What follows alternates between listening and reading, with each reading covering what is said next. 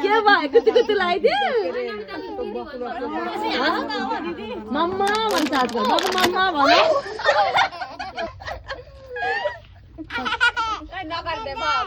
हजुर बाख्राको पुच्छर नखायो नि बाख्राको पुच्छर खाए जस्तै छ अब साँच्चै हो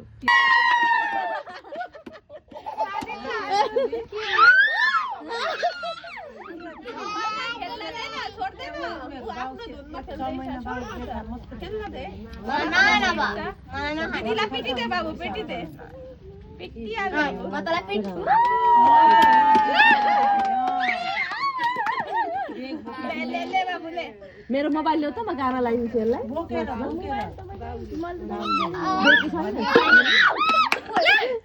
के भयो तल त पनि बस्यो गाली गरिदिनु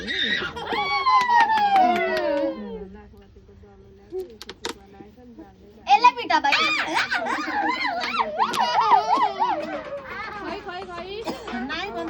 बाबु अब दिदीलाई बाबु